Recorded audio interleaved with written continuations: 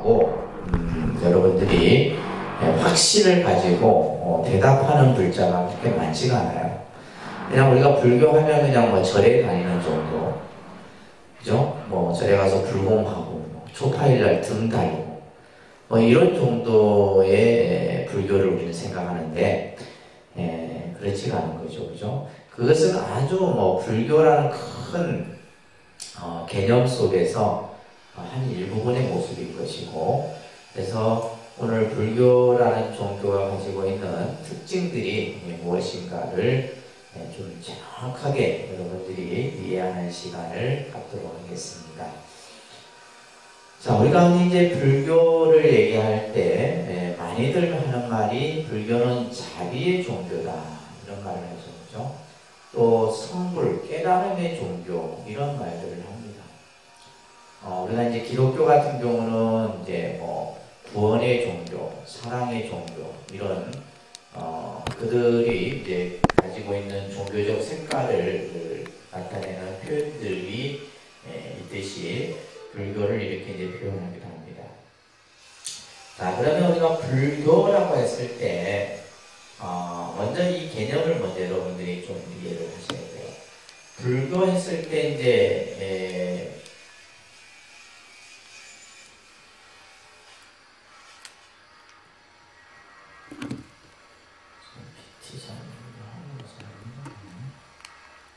자, 불교라고 했을 때 이제 부처불자 한자로 쓰는 거죠. 뭐 그렇게 어려운 개념은 아닌데, 자, 우리가 이제 불교를 보통 이제 이렇게 부처불자, 가르칠 교자 한자로 이렇게 이제 불교 이렇게 되는 거예요, 그죠? 그러면 이제 이 부처불이 가지고 있는 개념을 우리가 조금 이해를 해야 되겠죠, 그죠? 그래서 이 한자로는 부처불자입니다. 부처불자. 그래서 우리가 예를 들면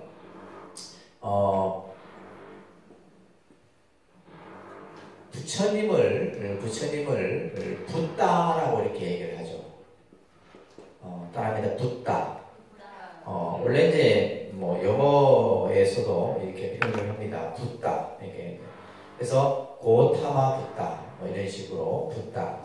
그래서 붓다를 이제 중국 사람들은 이것을 그냥 어떻게 했냐면 이렇게 이제 쓴 거예요. 이 한자로는 이제 불타라는 불타. 불타. 그래서 우리가 보통 이제 부처. 그러니까 부처하고 부처님은 다르다, 그죠? 부처라고 하는 것은 이 부처불 속에 담겨 있는 뜻인 깨달음이라는 뜻이에요. 깨달음. 부처라고 했을 때는 깨달음이고, 부처님 했을 때는 뭐요? 깨달으신 분, 그죠? 깨달으신 분에 대한 우리가 보통 이제 님자는 뭐 스승님, 형을 할 때 형님 이렇게 하듯이, 그죠? 님자는 우리가 이제 국어적인 표현에서 뭔가 존칭적인 이런 미로써 사용이 되죠. 그래서 우리가 부처는 깨달음이고 부처님은 깨달으신 분이고 이런 차이를 여러분들이 정확하게 이해를 하셔야 됩니다. 아셨죠? 그래서 실제 우리가 예를 들면 깨달음의 가르침, 깨달음의 가르침, 그 깨달음이라고 하는 것이 우리가 뭐냐라고 했을 때 그 깨달음이라고 하는 것은 법을 얘기하는 거예요. 다르마라고 하는 법, 진리를 얘기하는 겁니다. 진리에 대한 깨달음. 그래서 이제 여기 보시게 되면 부처님의 우리가 이제 붓다라고 했을 때는 부처님인데 이 부처님의 의미는 깨친 사람, 깨달은 사람. 그래서 이것을 각자라는 말을 이렇게 표현합니다. 각자, 깨달으신 분 이런 뜻이에요. 그래서 부처님이라는 의미가 뭐다? 깨달으신 분 이런 뜻이에요. 깨달으신 분. 근데 우리가 이제 무엇을 깨달았나라고 했을 때 법을, 진리를 깨달으신 분이다. 이렇게 이제 우리가 뜻을 풀어낼 수가 있는데 이런 의미에서 이제 불교를 얘기할 때 결국 뭐냐면 깨닫도록 가르치는 가르치는 종교, 깨달음을 얻도록 우리 중생들에게 깨달음을 가르쳐주는 종교가 바로 불교예요. 그래서 불교라는 종교는 제일 핵심적인 단어가 뭐냐면 깨달음입니다. 그래서 우리가 성불, 깨달음, 뭐 여러 가지 표현들이 있는데 가장 핵심이 바로 뭐다? 깨달음이라는 거예요. 깨달음. 자, 그래서 그 밑에 보시게 되면 깨달음이라고 하는 것은 뭐냐? 그러니까 진리, 법. 그러니까 진리라는 말과 법이라는 말 같은 말인데 깨달음이라고 하는 것은 진리나 법의 뜻을 갖고 있다. 그래서 부처님의 깨달음을 가장 높은 깨달음이라 해서 말합니다. 무상정등정각. 자, 이것을 이제 우리는 안욕따라 상명삼보리라는 말을 들어보셨을 거죠? 안욕따라 상명삼보리. 안욕따라 상명삼보리가 바로 무상정등정각이에요. 부처님이 깨달으신 진리는 일반적인 깨달음이 아니라 가장 최고의 그러한 진리의 깨달음을 표현하는 겁니다. 그래서 깨달음이라고 하는 것은 바로 진리, 법을 뜻하는 것이고, 그러면 그 내용이 뭐냐라고 했을 때 우리는 여러분들은 연기다라고 이해를 하셔야 돼요. 연기법. 불교에서의 깨달음의 내용은 연기법이다 라는 겁니다. 자, 그래서 이런 이제 개념들을 여러분들이 이해하시면서 따라합니다. 불교는 부처님의 깨달으신 진리를, 이 깨달으신 진리가 뭐라고 하죠? 연기법. 그죠? 연기법이에요. 이 진리를 따라합니다. 가르쳐 보이는 교법을 받들어 그것을 통하여 올바른 인생관, 세계관, 생활관을 가지는 불타주의를 말한다. 그래서 우리가 이제 불타주의 옆에 이제 부디즘이라는 영어가 이렇게 표기되어 있는데 불교를 부디즘 이렇게 합니다. 부디즘. 불교라는 말을 영어로는 뭐라 한다? 부디즘.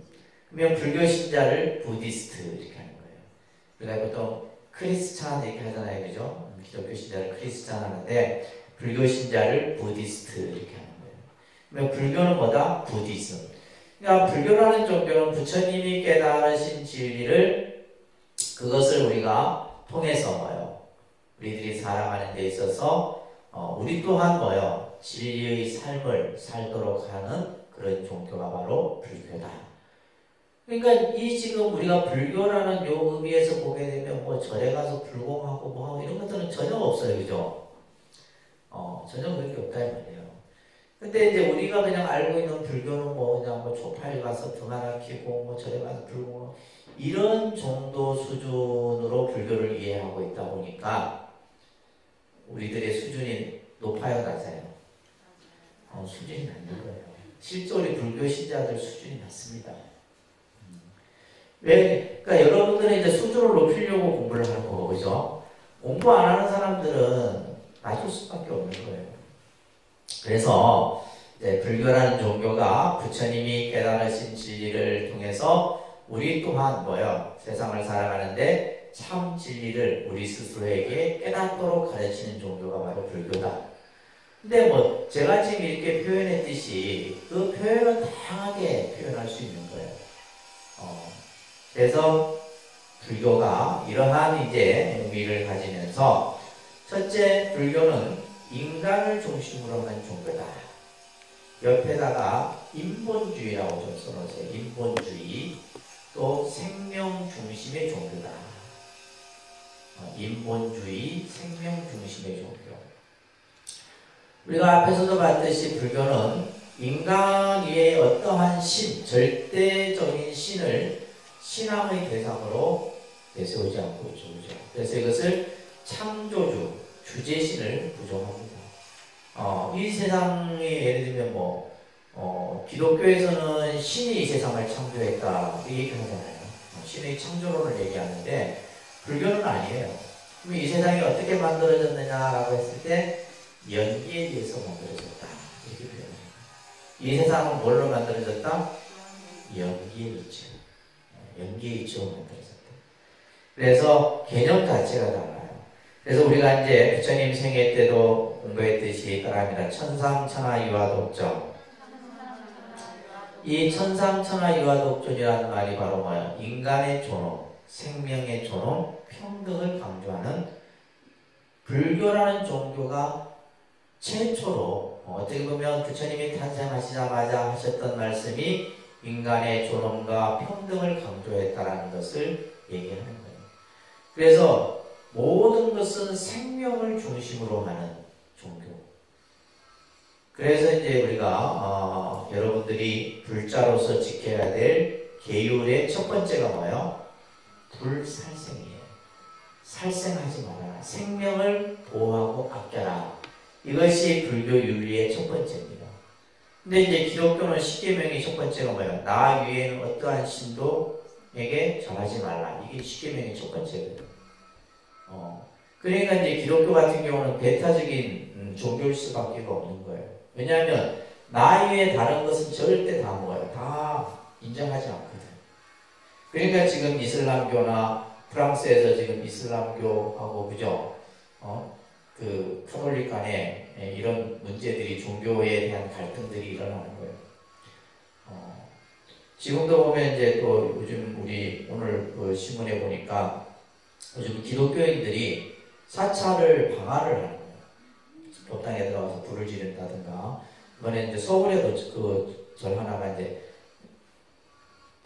그 화재를 일으킨 사람을 잡고 봤더니 기독교인인 거예요. 그러면서 신이 시켜서 그랬다 이러니까. 그러니까 예를 들면 우리가 IS나 이런 사람들이 뭐예요? 그냥 불특정 다수를 폭탄을 터뜨려 죽고 나서 자기가 마지막 하는 말이 뭐예요? 신은 위대하다 이런 말을 하잖아요. 근데 똑같은 신인데 이 사람의 믿는 신은 뭐예요? 알라 신이에요. 이쪽 기독교는 예를 들면 뭐 예수고 하나님이고 똑같은 같은 자기들 집안인데도 그렇게 싸우는 거예요. 이제 그런 것들이 이제 기독교가 가지고 있는 배타주의 성격이 강한 겁니다. 그런데 이제 불교는 그게 아니에요. 모든 가치의 기준을 뭐라? 생명과 그죠? 존엄과 평등에 뒀다라는 거예요. 이게 불교입니다. 그래서 불교가 가지고 있는 다른 어떤 종교보다도 어떻게 보면 위대한 부분은 이런 모습들이죠. 여러분들이 그걸 아셔야 된다. 그래서 인간은 누구나 뭐요? 자기의 노력에 의해서 수행을 통해 깨달음을 성취할 수 있다. 그래서 이제 화엄경에 나오는 말인데 그 밑에 보시게 되면 일체유심조라는 말이 있어요. 그런데 일체유심조. 모든 것은 내가 만드는 거다 이 말이에요. 모든 것은 신이 만드는 것이 아니라 누가 만들어요? 여러분들 자신이 만든다 이 말이에요. 모든 것은 행복도 내가 만들고 불행도 내가 만들고 이 세상에 태어난 것도 내 인연으로 태어난 거다 이 말이에요. 여러분들의 인연으로 태어난 거예요. 그래서 모든 것은 이제 자기 스스로 만들어 간다라고 하는. 그러면서 우리들은 우리 자신들의 의지처이고 다른 누가 의지처가 될 수 있느냐? 여러분들이 의지하고 믿을 수 있는 대상은 다른 어떤 것도 아니다. 누구다? 자기 자신이다. 돈도 아니고 권력도 아니고 자식도 아니고 남편도 아니에요. 그는 의지처가 될 수 없습니다. 여러분들은 의지처럼 생각하지. 근데 그것이 어느 순간 없어져. 없어지니까 여러분들은 뭐야? 괴로워하는 거예요. 그래서 이 세상에 내가 의지할 수 있는 것은 나 자신이다. 그러면서 자등명, 법등명의 가르침이 우리가 부처님 생애 때도 공부했죠. 그죠? 자기 자신을 등불로 삼고 법을 등불로 삼아라. 이런 말씀을 우리가 이제 부처님께서 하고 계시죠. 밑에 나오는 그 가르침은 굉장히 중요한 어구입니다. 따릅니다. 법을 보는 자는 나를 보고 나를 보는 자는 법을 본다. 이거 중요한 말입니다. 자, 여러분들은 지금 절에 오시면 절에 왜 오세요? 뭐 저보려고 오는 사람은 없을 거고. 절에 왜 오세요? 절에 오는 이유도 모르고 오네 그냥. 절에 왜 와요? 네? 뭐 기도하러 와? 뭐 하러 와요? 이걸 알아야 된다니까. 절에 오는 이유도 모르고 오면 어째. 부처님 보러 와요? 네? 진짜 몰라서 대답 안 하는 거예요. 지금 밥 먹고 나니까 정신이 지금 해롱해롱한 거예요. 절에 왜 오시냐고. 절에 오는 이유가 있을 거 아니에요, 그죠? 그냥 막연히 내가 그냥 마음이 편하기 위해서 절에 온다. 뭐 그런 사람도 있을 수 있겠죠. 그런데 우리가 이제 절에 오는 가장 이유는 절이라고 하는 공간 속에는 이제 우리가 부처님이 있다라고 하는 믿음 때문에 사실 오는 거죠. 근데 막상 법당에 들어와 보면 우리가 이제 법당에는 이게 불상도 있고 뭐 부처님 그림으로 그려놓은 테마도 있고 이런 것이 있단 말이에요. 근데 이 불상을 상으로 보면 안 된다 이 말이에요. 뭘로 봐야 돼요? 법을 봐야 돼요. 그래서 우리는 불교라는 종교를 우리가 예를 들면 내가 가지고 신앙생활을 하는 데 있어서 가장 중요한 것은 법의 개념이 만들어져야 돼요. 진리라고 하는. 그래서 이 바카티라고 하는 비구는 누구였냐면 병이 들어서 이제 정말 임종을 하루 앞둔 얼마 남지 않는 삶을 이제 마무리해야 될 그런 노비구였어요.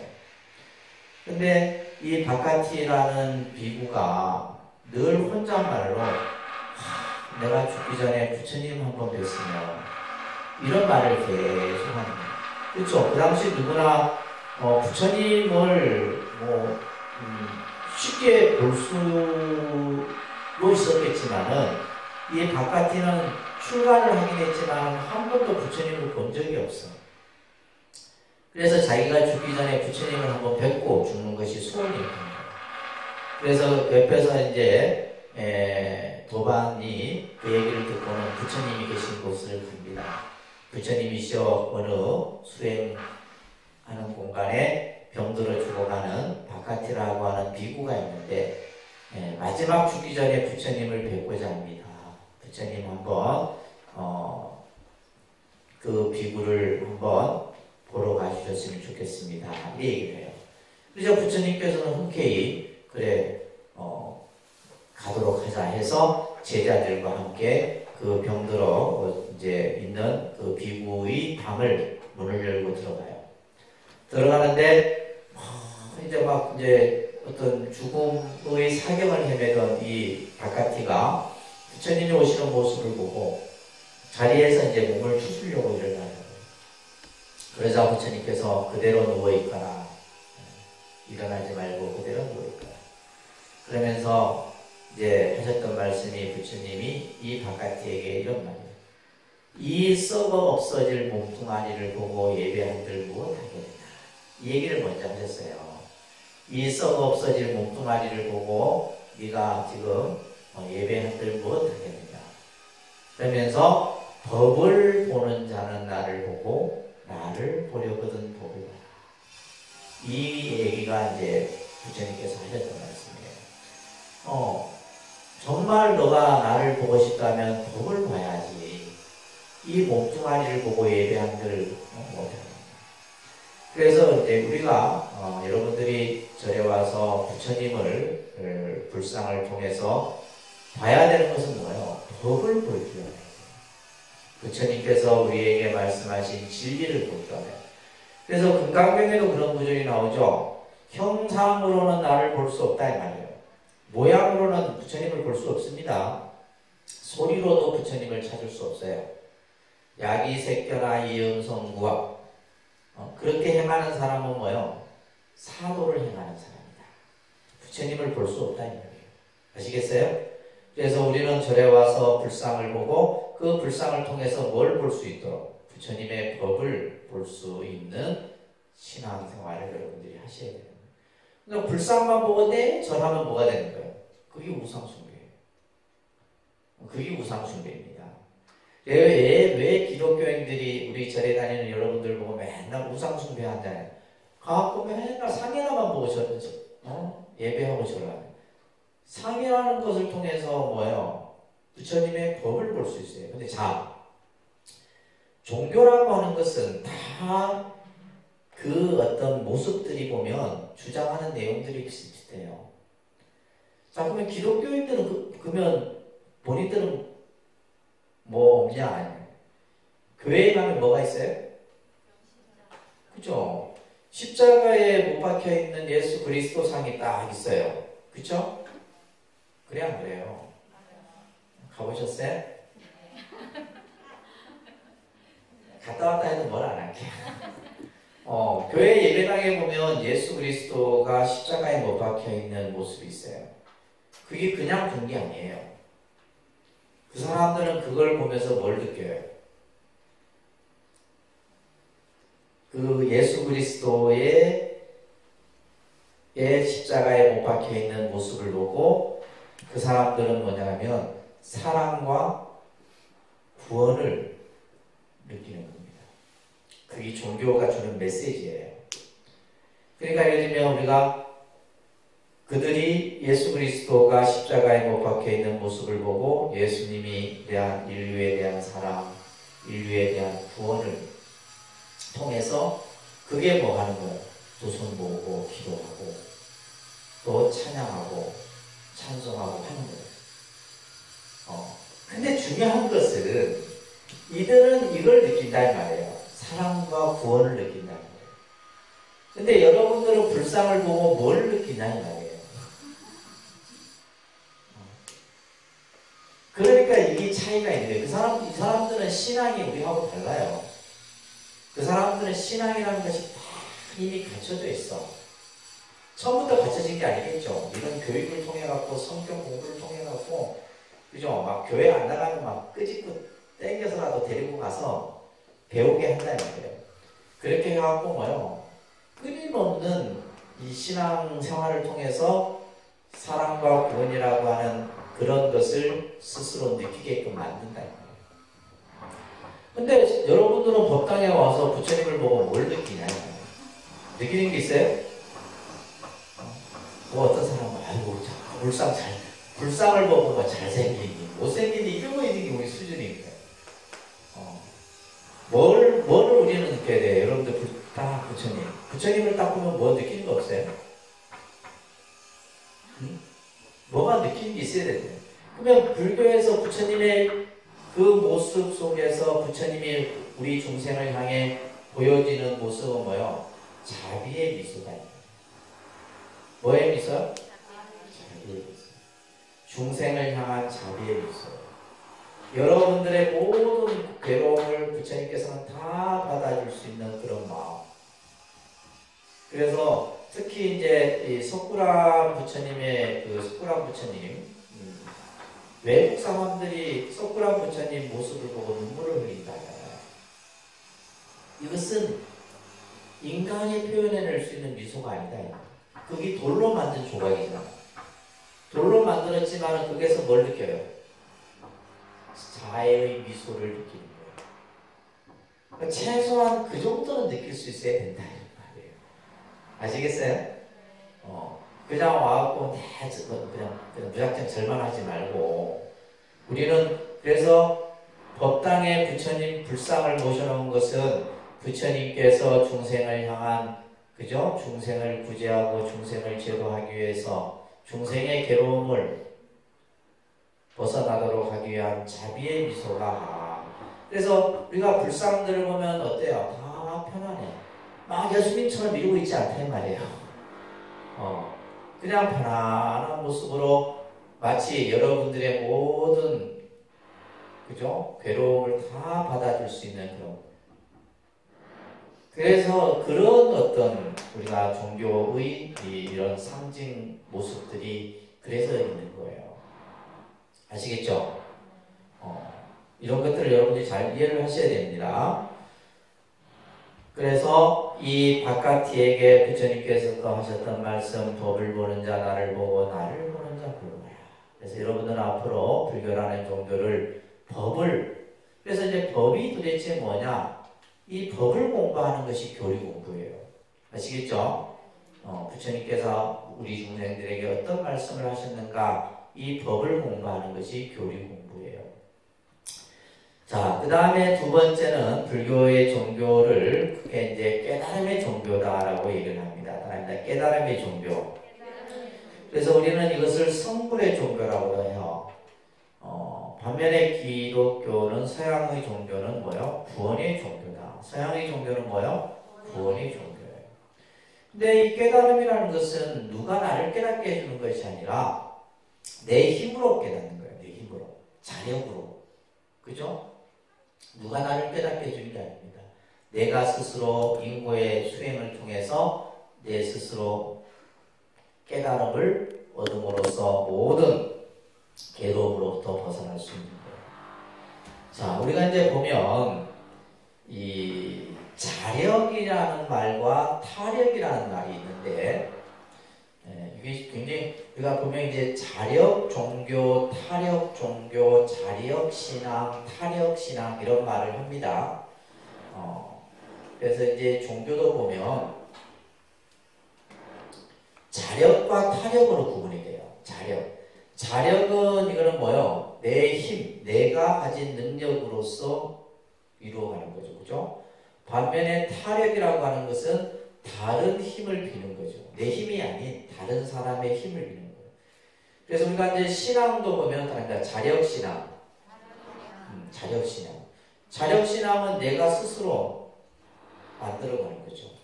반면에 타력신앙이라고 하는 것은 다른 어떠한 힘을 비는 거죠. 그래서 예를 들면 이런 거예요. 나중에 이제 생각하겠지만 염불이 자력일까요? 타력일까요?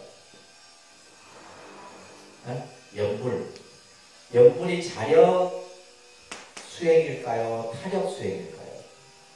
그러니까 우리가 봤을 때는 그쵸? 나무아미탑을 내가 관세음보살 부르니까 뭔가 내가 관세음보살님이 가지고 있는 힘에 의해서 내가 이루고자 하는 것을 성취한다. 이렇게 생각할 수 있는데 또 아미타불을 부르면서 그죠? 극락세계 아미타 부처님의 원력으로 내가 극락세계에 갔다. 타력인 것 같아도 염불은 자력입니다. 우리가 참선도 마찬가지고, 그쵸? 참선 수행도 뭐, 내가 하는 것이지 누가 대신해 줄 수 있는 게 아니잖아요. 그래서 불교의 신앙은 자력신앙이에요. 대부분 자력신앙. 그러니까 우리가 예를 들면 이제 자력 종교죠, 불교는. 내가 스스로 부처가 되는 거니까. 근데 반면에 이제 타력은 사실은 이제 기독교 같은 경우에 타력이죠. 절대자의 힘을 빌려서 내가 뭔가를 이루어야 되는 거기 때문에. 이런 것들을 타력신앙, 타력 종교라고 얘기를 하는 겁니다. 아시겠죠?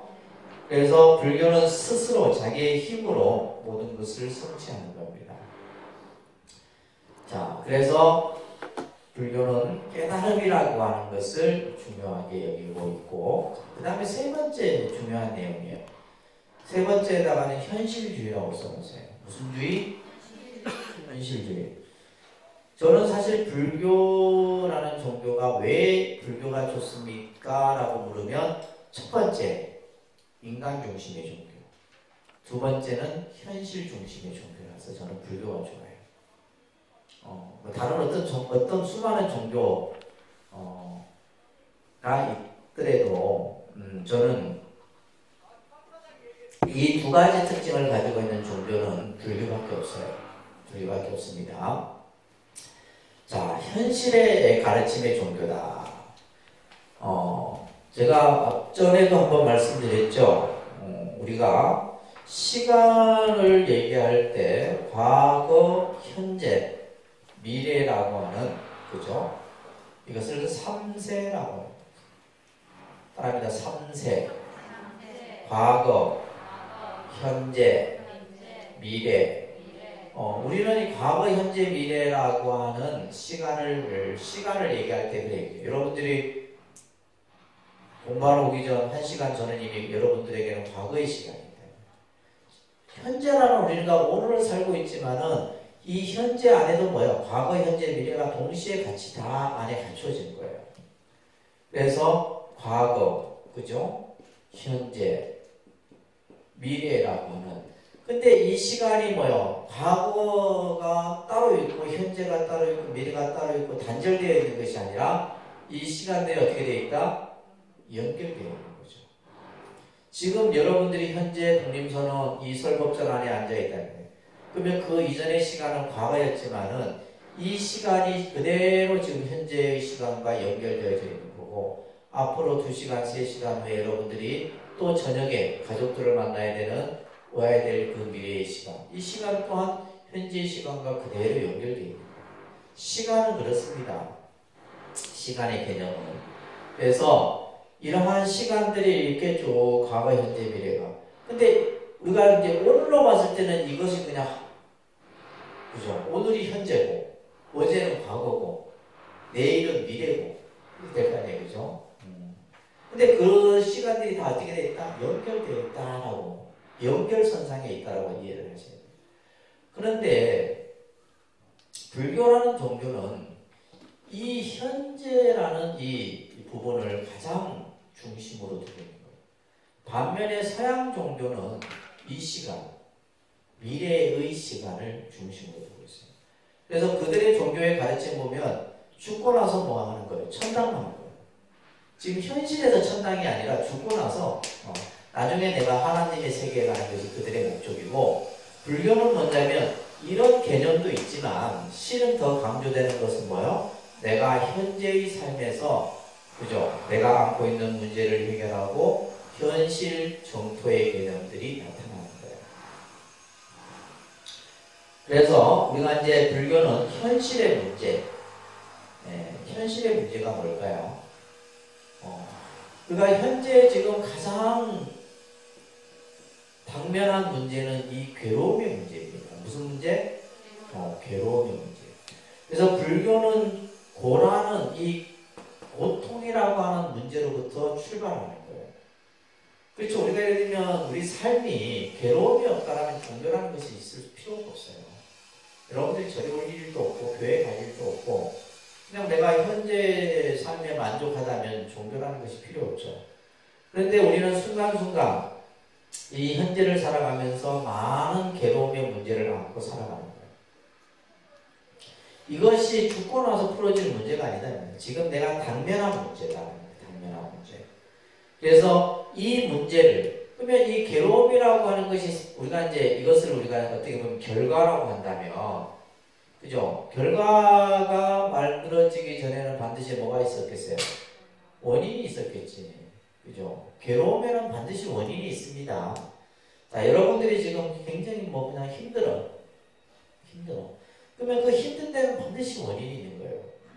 근데 사람들은 그 원인을 제대로 규명하지를 않으려고 해요. 대부분 뭐요? 남의 탓으로 돌리는 거죠. 뭐 부모 탓, 뭐 경제 탓, 뭐 누구 탓, 친구 탓, 전부 남의 탓으로 돌리는 거예요. 근데 아니에요. 이 원인 또한 누구로부터 만들어진다? 나로부터 있다는 거예요. 여러분들은 불교 공부를 통해서 그걸 아셔야 돼요. 남편도 아니고 자식도 아니에요. 나에게 있는 거예요. 아시죠? 나에게 있다 생각하세요. 네. 그 원인을 스스로 밝혀내야 되는 거예요. 그것을 밝혀내는 사람이 뭐예요? 지혜로운 자들. 그래서 그 원인을 찾아 타파하는데, 그 밑에 이제 재밌는 예화가 하나 있는데, 이게 뭐냐면, 기사고탐이라고 하는, 여인의 이야기예요. 이 기사고탐이는 정말 어렵게, 이제 우리가 요즘 말로 하면 이제 3대 독자. 아들을 얻었는데, 아들이 태어나자마자 얼마 안 있어서 죽어요. 그죠? 이렇게 죽음이라는 것은 예를 들면 태어나자마자 죽기도 하고 성장하다 죽기도 하고 또 살다가 죽기도 하고 병들어 죽기도 하고 나이 들어 죽기도 하고 그죠? 이 죽음이라는 것은 예측 못합니다. 오늘 여러분들이 안녕해도 내일 그죠? 또 어떻게 될지 모르는 우리 인생이에요. 얼마나 우리가 참 불확실한 이 현재 살고 있는지 모릅니다. 이 아들을 잃어버리니까 이제 이 기사고탐이가 그냥 실성을 한 거죠. 실성을. 요즘 말로 치면 멘붕이 온 거죠. 그래서 죽은 아들을 안고 이제 막 마을을 다니면서 우리 아들을 살려달라고 말해요. 죽은 아들을 어떻게 살려내냐 이 말이에요. 그렇잖아요.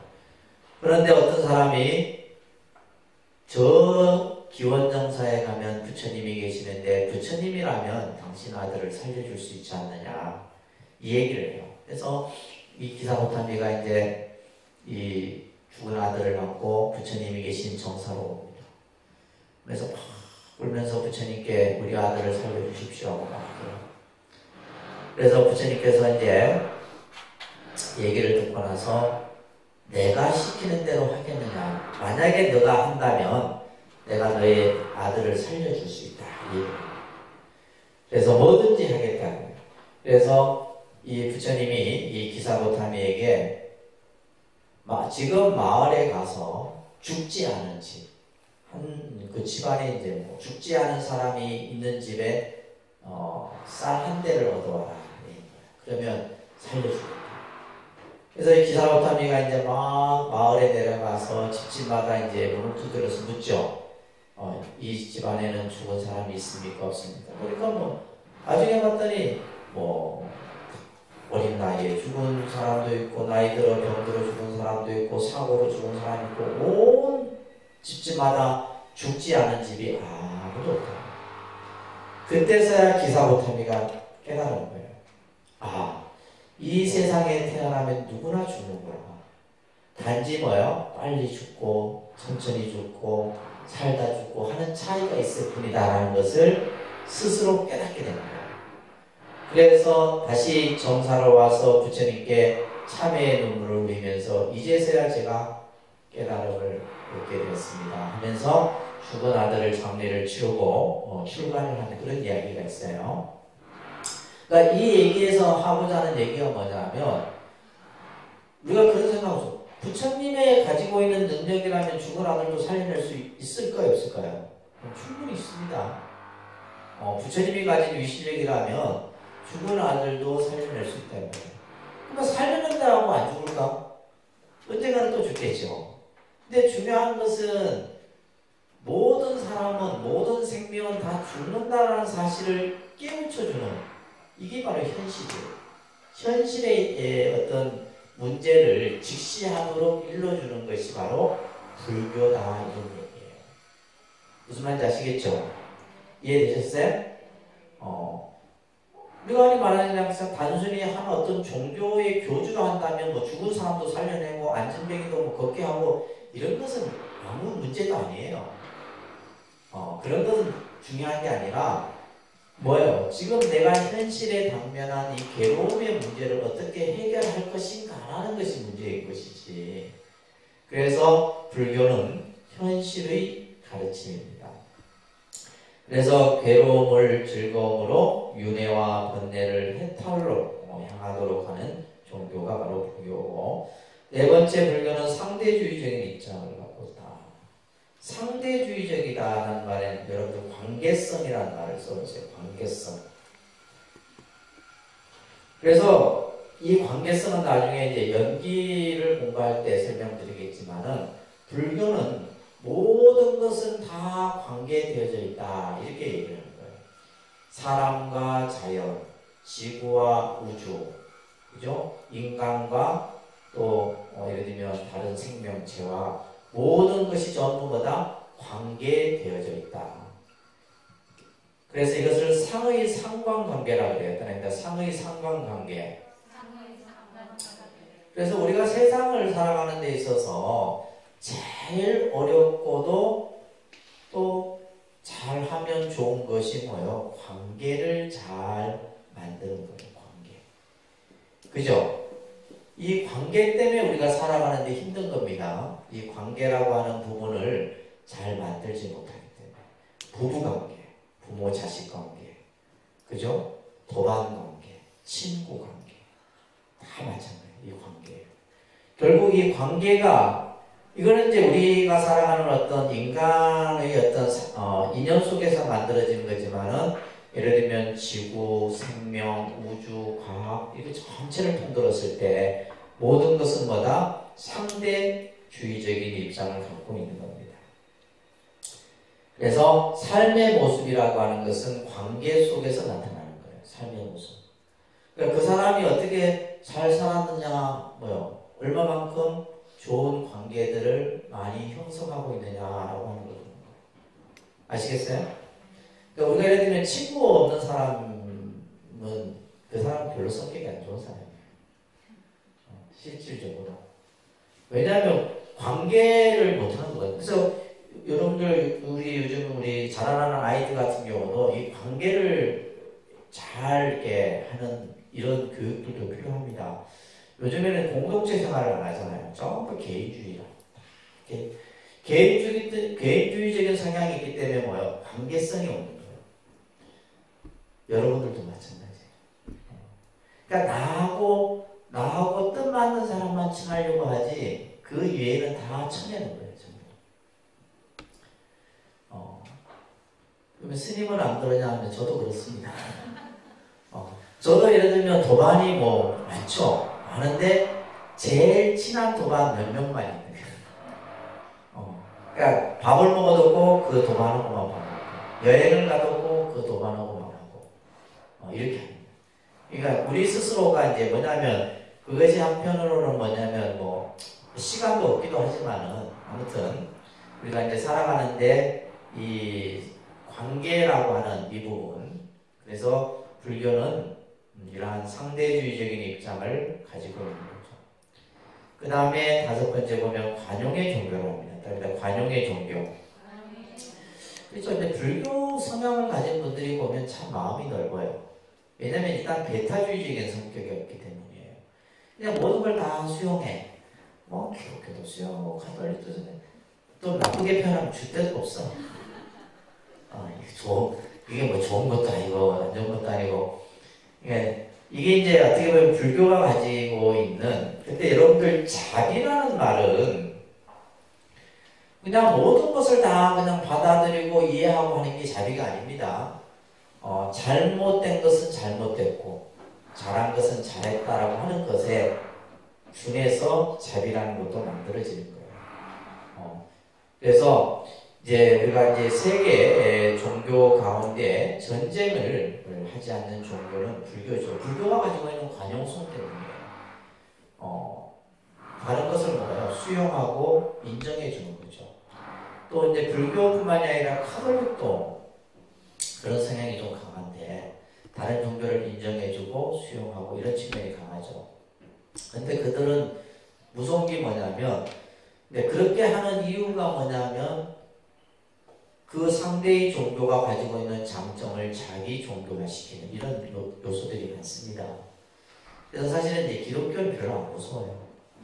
근데 사실은 더 무서운 것이 카톨릭이 가지고 있는 그들이 가지고 있는 것은 뭐냐면 불교의 좋은 점을 자기 것으로 만들고 기독교의 좋은 점을 자기 것으로 만들고 그래서 카톨릭 같은 경우는 저희 동국대학교에서 신부가 불교학을 전공해요. 그래서 그 사람이 불교학 박사가 돼서 카톨릭에서 불교를 가르쳐요. 그 정도로 아주 다른 종교에 대해서 이해하고 그러면서 좋은 점을 자기 것으로 만드는 이런 요소들이 많습니다. 자, 그 다음에 6번째는 불교는 불국토 건설을 목적으로 한다. 불국토 건설. 자, 다시 말해서 이제 우리가 불국토는 부처님의 세계를 불국토라고 해요. 부처님의 세계. 그래서 우리가 사는 세계가 사바세계죠. 우리가 사는 세계가 무슨 세계? 사바세계가 곧 불국토 건설을 이 자리에서 만드는 겁니다. 그래서 이것을 우리는 선우도량을 건립한다 이런 말을 얘기해요. 그러니까 선우도량. 선우. 착한 것의 모임이죠. 그죠? 그래서 여러분들 내가 한번 말씀드려요. 불교에서는 도반이라고 하는 말을 선우라고 해요. 선우. 좋은 것이다 이런 말이에요. 따라합니다. 너희가 8정도를 행하기에 앞서 먼저 해야 할 일이 있나니 먼저 선호도량을 가져야 하는 것이다. 그러니까 이 말은 뭐냐면 내가 수행을 하기 전에 먼저 뭐가 있어야 된다? 도반이 있어야 된다. 도반이 있어야 된다. 그래서 여러분들도 보면 우리 스님들도 마찬가지고 스님들이 수행을 하는데 도반이 주는 영향력이 굉장히 큽니다. 좋은 도반이 있음으로써 내가 내 공부에 엄청나게 큰 영향을 미쳐요. 여러분들 자녀들이 좋은 친구가 있으면 그죠? 그 아이는 본인이 가지고 있는 능력 100 이상을 만들어낼 수가 있어요. 여러분들도 마찬가지예요. 내 옆에 좋은 도반이 있으면 내 수행과 공부는 더 향상될 수가 있어요. 근데 예를 들면 좋은 도반이 없는 것은 뭐예요? 굉장히 어려워요, 사실. 어렵습니다. 요즘에 이제 우리 절에 오시는 분들 보니까 그런 걸 제가 많이 느껴요. 옆에 누가 좋은 도반이 있으면 그분이 그래도 꾸준하게 신앙생활을 하는데 혼자 와서 이렇게 하시는 분들은 오래 가지 못해요. 오래 가지 못해요. 그래서 좋은 도반을 여러분들이 잘 알고 두셔야 되는 거예요. 아셨죠?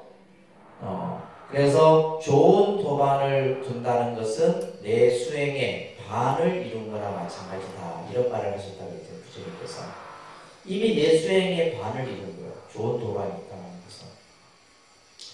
그래서 사람들은 나를 선으로 삼음으로써 노병사로부터 자유로울 수 있다. 이런 말씀도 하시고 계십니다. 그래서 우리가 좋은 도반이 있다는 이 자체가 바로 뭐예요? 불국토 건설을 세우는 것이에요. 자, 7번째도 중요합니다. 다른 데 진리의 종교. 그 옆에다가 과학의 종교다라고 써놓으세요. 진리의 종교고 과학의 종교. 그래서 불교는 합리적이고, 따라합니다. 합리적이고, 윤리적이며, 정의적인 것만을 설한다. 알 수 없고 볼 수 없는 것은 설하지 않는다. 불교라는 종교가 가지고 있는 중요한 특징이에요. 합리적, 그 다음에 논리적, 윤리적, 정의적 이런 표현들을 씁니다. 우리가 예를 들면 아인슈타인이 1939년에 과학의 아버지죠. 아인슈타인이 이 세상의 종교 중에 가장 과학적인 종교를 꼽는다면 나는 불교라고 말하고 싶다. 이런 말을 아인슈타인이 했어요. 그 사람이 그냥 한 말이 아니잖아요. 그러니까 가장 과학에 가까운, 가장 합리적인 종교다. 근데 우리는 이제 불교를 모르는 사람들은 불교는 미신이고, 뭐, 그죠? 맹목적이고, 이렇게 표현하는 게 아니에요. 지금 우리가 사는 이 21세기에 인류학자나 과학자나 어떤 그런 지식인들 층이 하는 얘기가 우리가 살아가는 사회적 대안의 문제를 해결하는데 그 문제의 출발점을 불교에서 찾아야 된다. 이런 얘기예요. 그만큼 불교가 가지고 있는 사상, 철학, 어떤 그런 개념들이 이 세상 어떤 종교보다도 뛰어나다는 거죠. 보통 우리가 이제 알 수 없고 볼 수 없는 것을 형이상학이라고 해요. 여러분 많이 들어보셨죠? 형이상학이 있고 형이하학이 있는데 이것은 형이상학은 뭐냐 하면 말 그대로 우리가 알 수 없고 볼 수 없는 것들이에요. 눈으로 우리가 확인할 수 없는 것들입니다. 그래서 이런 이제 개념에 대해서 부처님께서는 독화살의 비유를 드는데 이게 중요한 비유입니다. 어느 날 마룬카푸타라고 하는 이제 이 청년은 수학자예요. 그러니까 수학하는 사람이 굉장히 논리적인 사고를 가지고 있거든요. 또 합리적인 사고를 가지고 있고, 그래서 우리가 과학을 한다거나 수학을 하거나 뭐 이런 이제 쪽에 분야에 있는 사람들이 보면 굉장히 합리성이 있고 그렇습니다. 좀 안 좋게 얘기하면 따지기 좋은 그래요. 쉽게 말하면 따지기 좋은 거예요. 그래서 이 마룬카푸타도 마찬가지예요. 어느 날 부처님께 와서 제가 이런 부분들이 궁금한데 부처님께서 이 물음에 대해서 답을 해 주신다면 제가 불교를 믿고 따르겠지만은 답을 해주시지 않는다면 저는 불교를 믿지 않겠습니다 라고 얘기해요. 자, 여러분들 교재에 보시게 되면 이 말루카푸타가 한 질문들이에요. 어떤 질문들을 말루카푸타가 했냐면 세계는 영원하냐 영원하지 않느냐, 세계는 영원한가 영원하지 않는가, 또 무한이면서 유한한 것인가 무한도 아니면서 유한도 아닌 것인가, 또 세계는 공간적으로 유한한가 무한한가, 또 예를 들면 신체와 영혼은 동일한가 다른가, 열애는 사후에 존재하느냐 존재하지 않느냐, 있느냐 없느냐, 있는 것도 아니고 없는 것도 아닌 것이냐, 이런 말 그대로 이런 것들에 대한 질문이 14가지 질문을 해서 그것을 14라고 하는데, 이 물음에 대해서 부처님께서는 답을 하지 않으셨어요. 이것을 무기설법이라고 합니다. 그러니까 무기설법. 우리가 설법이라고 하는 것은 가타부타 뭐 답을 해야지, 무슨 말을 해야지 설법이 아니라 때로는 침묵이 답일 수도 있는 거예요. 이 말루카푸타의 질문에 대해서 부처님은 있다 없다 뭐 가타부타 한마디도 하지 않으셨어요. 그 설법을 무슨 설법? 무기설법이라. 아주 중요한 개념입니다 이거. 자, 그러면서 이제 말루카푸타는 화가 나서 가버렸어요. 부처님이 아무 말도 안 해주니까. 옆에 있던 아난이 부처님께 이렇게 얘기해요. 부처님이시여, 부처님께서는 충분히 그 질문에 대해서 답을 해 주실 수 있었을 텐데 왜 답을 해 주시지 않으셨습니까? 라고 얘기해요. 이때 이 부처님께서 이러한 설법을 합니다. 어떤 사람이 길을 가다가 누군가가 쏜 화살을 맞아요. 어디서 화살이 날라와서 그 사람을 맞췄다 이거예요. 근데 그 화살이 독화살이에요. 독화살을 맞았으니까 이 사람이 푹 쓰러졌겠죠.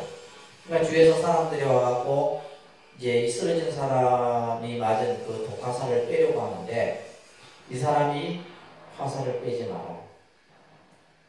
그러면서 누가 나에게 이 화살을 쐈고 또 이 화살의 촉은 뭘로 만들었고 이 독은 뭘로 만들었는가를 알기 전에 뽑지 마라. 만약에 그렇게 된다면 어떻게 되겠어요? 이 사람은 뭐예요? 죽어버리겠죠. 그죠? 지금 해야 할 일은 뭐예요? 빨리 화살을 뽑아서 독을 빼내고 치료를 하는 것이 더 중요하잖아요. 마찬가지로 이 청년이 나에게 했던 질문은 내가 있다고 한들 없다고 한들 아무런 이 사람에게 도움이 되지 않는다는 거예요. 그래서 여기에서 이제 교재에도 나와 있듯이 자, 따라합니다. 우리들에게 가장 중요한 문제는 인생의 괴로움의 근본 문제를 해결하는 것이며 윤회의 굴레에서 벗어나 해탈을 증득하는 것이다. 이게 목적인 것이지 지금 뭐 세상에 유한한들 무한한들 부처님이 사후에 존재한들 존재하지 않은들 아무런 도움이 되지 않는다. 그걸 또한 뭐예요? 알 수도 없고 볼 수도 없고 내가 얘기한들 믿지도 않을 것이다 이 말이에요. 우리는 이제 보통 이제 철학에서 철학의 어떤 영역에서 이제 대두되는 이런 얘기들이에요. 그러나 불교는 아까 뭐 그래서 현실주의였잖아요. 지금 내가 당면한 현재의 문제를 해결하는데 우리가 중요한 것이지, 예를 들면 뭐 사후에 내가 어떻게 될까요? 이게 중요한 게 아니다 이 말이에요. 여러분 뭐 죽고 나서 천당을 간들 알겠어요? 극락을 간들 알겠어? 지금 내가 현재 살아가면서 현재 내가 당면한 지금의 문제들을 해결하는 것이 중요한 것이다 이 말이에요. 그래서 부처님께서는 내가 설하지 않는 것은 설명하지 않는 대로 받아들이는 것이 좋고 내가 설한 것은 그대로 받아들이려고 해요. 그러면서 부처님에 의해서 가르침은 잘 설해진다. 따라합니다. 현실적으로 증명되는 것이며 그래서 부처님의 법은 가르침은 현실 속에서 증명되는 가르침이다 이런 말이에요. 또 때를 지나지 않고 과보가 있는 것이며 또 지혜가 있는 자가 각기 스스로 알 수 있는 것이다. 그래서 부처님의 가르침은 우리들이 알 수 있고 볼 수 있고 이해할 수 있는 그러한 가르침만 우리들에게 사용됩니다. 그러면서 부처님은 삼종 외도의 가르침은 그것은 진리가 아니다 라고 얘기했어요. 외도라는 말은 부처님의 가르침이 아닌 가르침을 외도라고 해요. 다른 종교에서는 사탄이다, 사입이다 이런 말 쓰는데 불교는 외도라는 말을 씁니다. 아셨죠? 외도의 가르침이다. 첫 번째가 뭐예요? 신의 창조론입니다. 이게 중요한 겁니다. 불교는 첫째 신의 창조론을 부정해요. 그러니까 우리가 흔히 말하는 이제 신이 이 세상을 창조했다. 왜냐면 부처님 당시 때도 인도인들은 브라만 범천이 세상을 창조했다라고 믿었어요. 그것을 부처님께서는 인정하지 않은 거예요. 신이 창조한 것이 아니라. 그래서 신의 창조론. 두 번째는 운명론. 두 번째는 뭐예요? 운명론. 운명론, 숙명론은 예를 들면 내 운명이 정해졌다라고 그것을 결정론적 운명론이라고 해요. 그래서 여러분들 예를 들면 사주를 보고 운세를 보고 해서 그것이 결정된 게 아니에요. 결정된 게 아닙니다. 우리가 이제 흔히 사주나 이런 것들은 통계예요. 통계 자료. 통계. 그래서 우리가 이제 하나의 어떤 학문적인 영역이에요. 그죠? 영역인데 통계의 자료를 근거로 해서 뽑는 거죠. 그래서 우리가 예를 들면 그것이 이제 수천 년 전에 이미 다 자료화되어 있는 거죠. 그래서 이제 가장 이제 중요한 서적이 주역이라고 하는 것을 가지고 사람의 뭐요? 기본적인 사주. 사주가 뭐요? 년월일시죠. 여러분들이 태어난 시간, 월, 일, 그죠? 년, 월, 일시. 이게 사주예요. 사주고, 그러면 이 우주가 어떻게 만들어지느냐 했을 때, 오행이라는 것을 근간으로 이렇게 만들어요. 천지음양과 오행을 중심으로 해서. 그러니까 그걸 가지고 이제 수천 년 동안, 우리가 예를 들면, 그렇잖아요. 이제, 예를 들면 그 오행을 가지고 오행이 갖춰진 사람, 오행에서 뭐가 부족한 사람, 또 오행은 상생과 상극이 있거든요. 상생과 상극이 있어요. 상생이 이제 나타날 때는 뭐라는 거예요? 합이 잘 맞는다고 하는 거예요. 그래서 육합 이렇게 이제 있는데 상생. 상극은 뭐예요? 서로 왼수진 아니에요. 원진사 끼고 이런 걸 전부 다 알아요. 원진사 끼고 맨날 주군이 살린이 싸워서 보거든요. 그러니까 서로 상생, 상극의 그렇게 이런 것들이 이제 하나의 어떤 통계 자료화돼서 나타나요. 그러면 이것은 뭐요? 바뀌어진다, 안 바뀌어진다? 바뀌어지는 거예요. 결정되어져 있는 게 아니다 했잖아요. 예를 들면 여러분들이 단명운을 가지고 태어났어요. 명이 짧아. 명이 짧은 경우 있거든요. 특히 이제 부모들이 궁합을 볼 때 상대 쪽에 이제 명도 본다 이 말이에요. 중요하잖아. 오래 같이 살아야 되는데. 라고 예를 들면 남자가 명이 짧으면 결혼 파토 내버립니다. 부모 입장에서는. 그러면 우리가 예를 들면 통계 자료상의 명이 짧은 거지. 그렇잖아요. 그러면 이게 명을 길게 만들 수가 있는 거예요. 명이 짧은 이유가 있어요. 사람들이 명이 왜 짧냐면 살생을 많이 하기 때문에 명이 짧은 거예요. 살생을 많이 하면요. 그래서 여러분들 남편들 막 사냥이 아니구나. 낚시종 하는 사람은 반드시 각오가 있어요. 낚시는 취미로 하는 게 아닙니다. 요즘에는 그게 이제 하나의 취미로 되어 있지만, 내가 물고기에 대해서 그게 잡힌다 생각해봐. 기분 좋겠냐고. 똑같은 운동이라도 낚시는 별로 안 좋은 거예요. 왜냐면 다른 생명을 가지고 내가 하는 거예요. 사냥이나 낚시나 이런 것들. 그러하게 되면 그 과부가 결국 자식 때에 나타난다든지 자식 그 다음 때에 나타나갖고 명이 짧은 그러한 과부가 나타납니다. 그런 것들이 반드시 있어요. 그래서 이제 보통 이제 명이 짧은 경우에는 뭘 많이 해요? 내가 명이 좀 짧다면 뭘 해야 되겠어요? 밤새는 하는 거예요. 생명을 살리는 일을 계속 하는 거죠. 생명을 살리는 일들. 그래서 함부로 생명을 가벼이 하지 않고. 그렇듯이 이제 우리의 운명이나 숙명도 뭐 한다? 계속 내 의지에 의해서 바뀌어지는 거예요. 여러분들이 수행을 하고 기도를 하면 안 좋았던 운도 좋은 운으로 바뀌어지는 거예요. 아시겠죠? 그리고 우연히 뭐 우리가 뭐 만나고 한 게 아닙니다. 불교는 필연론이에요, 필연론. 우연이 아닙니다. 우리 만남은 우연이 아니에요, 그죠? 필연. 다 만나야 될 인연이 돼서 만난 거예요. 여러분들 부부도 마찬가지고 부모 자식도 마찬가지입니다. 근데 그 만남이 때로는 원수가 될 수도 있고, 그죠? 좋은 인연이 될 수 있는. 근데 그래서 가능한 한 우리가 좋은 인연을, 선연을 지어야 되지, 악연을 지으면 안 돼요.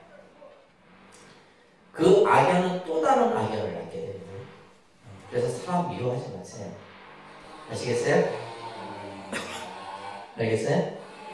사람 미워하는 그 미워하는 마음이 그것이 나중에는 계속 엄청난 파장을 일으키는 거예요.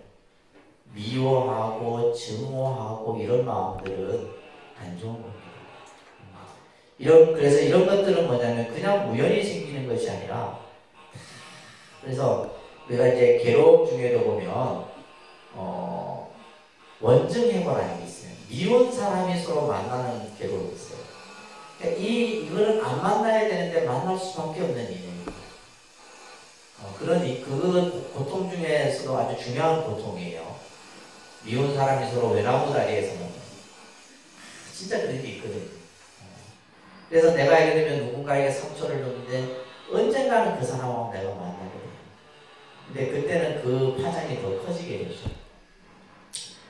자, 이런 것들이 우연론인데, 이런 것들은 불교에서는 전부 말한다? 외도라고 합니다. 자, 그 밑에 경문을 한번 같이 소리내서 읽습니다. 만일 모든 것이 그 구절부터 같이 읽으세요. 시작. 큰 소리로.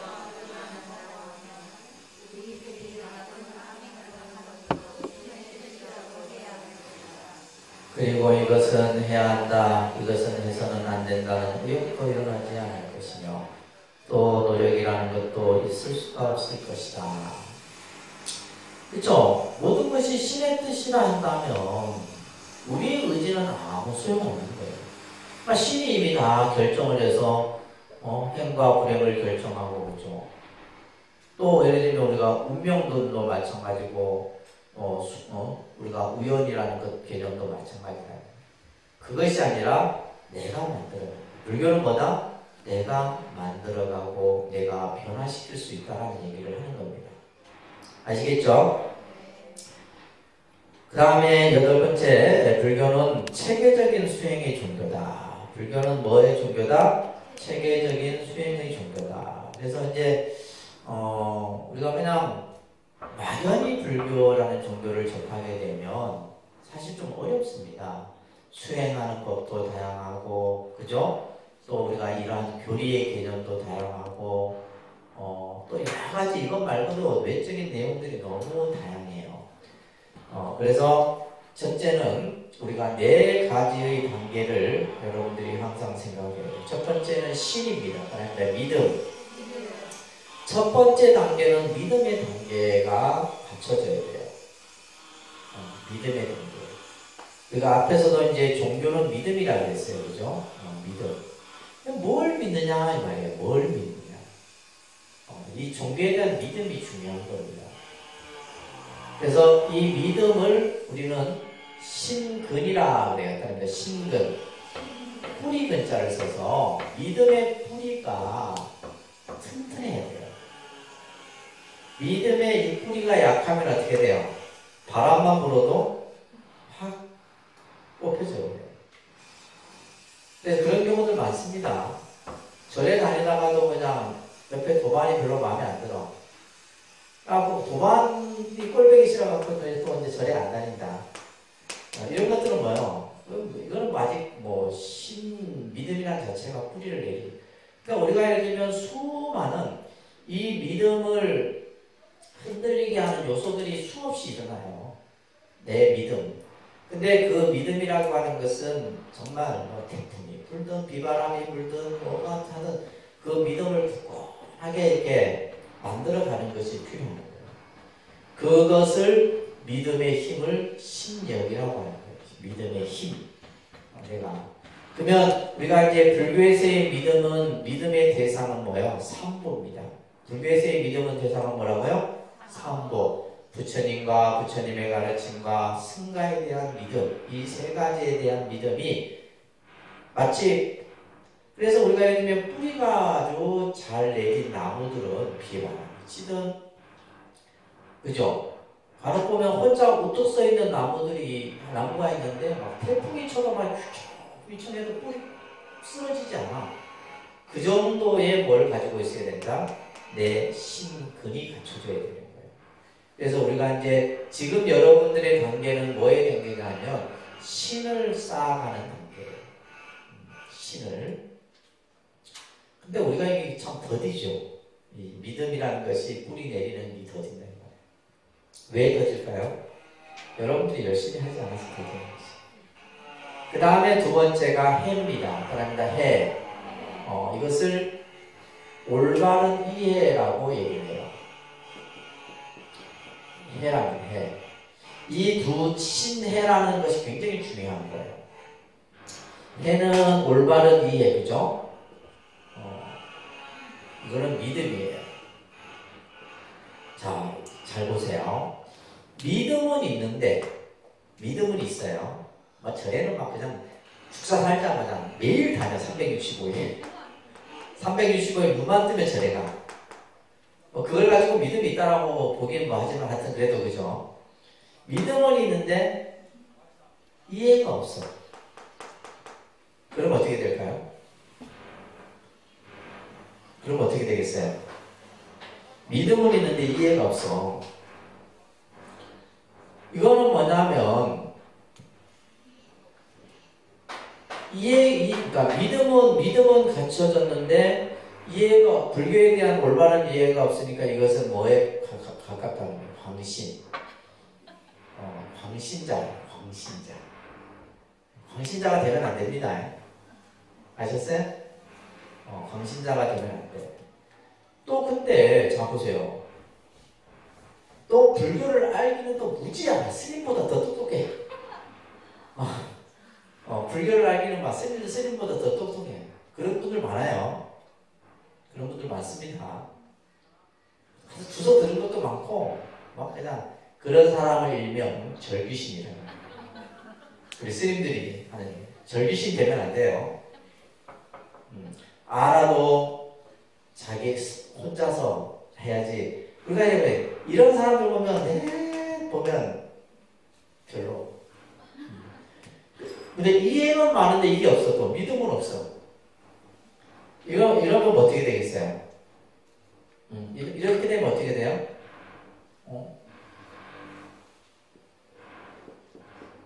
미신에 빠지는 친구, 미신. 우리가 보통 미신은 여러분들 우리가 옛날 여러분들 어머니 세대들이 했던 그런 장독대 위에 물 한 잔 올려놓고 빌고 그렇게 미신이 아니에요. 그분들은 믿음을 가지고 그런 행위를 하는 거예요. 미신이라고 하는 것은 내 믿음이 뭐예요? 확실하지 않은 게 미신이에요. 아시겠어요? 여러분들이 미신을 믿고 있다는 말이에요. 실제 우리 불자들이 미신을 믿는 거야. 왜? 부처님에 대한 믿음을 내가 확실히 갖고 있지 못하거든. 그러니까 미라고 하는 것은 내가 이리로 갈까 저리로 갈까 어디로 가야 될지 몰라. 내 길을 정확하게 택하지를 못한 거예요. 이걸 미를 미혹하다 이렇게 표현하거든요. 그래서 우리가 신과 행은 함께 같이 갖춰져야 돼요. 그래서 이것을 동시에 같이 하는 거예요. 그래서 이것을 새의 두 날개와 같다. 수레바퀴의 두 축과 같다. 이런 얘기를 합니다. 그래서 신해. 그리고 나서 마지막에 그 다음에 이제 이 신해가 갖춰지게 되면 뭐가 되는 거예요? 행위, 실천이 이제 이루어진. 이 실천이 이제 제대로 이루어지겠죠, 그죠? 실천이 이루어지면 마지막에 증득의 과정까지 이루어질 수 있다. 이런 얘기를 합니다. 그리고 지혜와 자비의 종교라는 이런 개념들이 설명되어진다는 것을 여러분들이 이해를 하시면서, 자, 아무튼 이 불교라는 종교가 가지고 있는 위대성, 특징, 그죠?